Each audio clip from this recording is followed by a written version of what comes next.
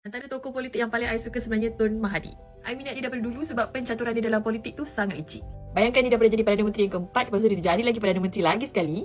And pada usia beliau yang macam tu, tak ada siapa yang boleh buat kecuali Mahathir.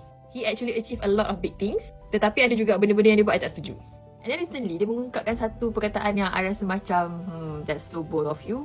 Dia cakap macam ni, inilah cara kita kat Malaysia, kalau kita bersara, kita pergi dengan mudah, tanpa masalah dan kita serah kepada pengganti kita. Kalau amalan ini diteruskan Malaysia, jadi negara aman. Inilah contoh Abdullah Badawi. I tak nak politikkan kematian seseorang, tapi dalam sejarah Malaysia kadang-kadang I rasa dia tak ingat apa yang dia buat dan dia tak tahu apa yang dia tengah cakap. It might sound a bit rude, but he definitely need to get a good rest. And then I stumbled upon another video like this. Dia mengulas dan mengkritik panjang lah tentang Anwar Ibrahim. Sedangkan kalau kita ikut sejarah, dia dulu juga yang backup Anwar Ibrahim. Dia juga tahu yang dia buat banyak salah dekat Anwar Ibrahim. And then dia ulas benda-benda macam ni macam lah dia tak pernah buat. Macam yang I cakap tadi, dulu I admire dia. So bila dia buat benda-benda ni sekarang, dia macam menjatuhkan standard dia tau.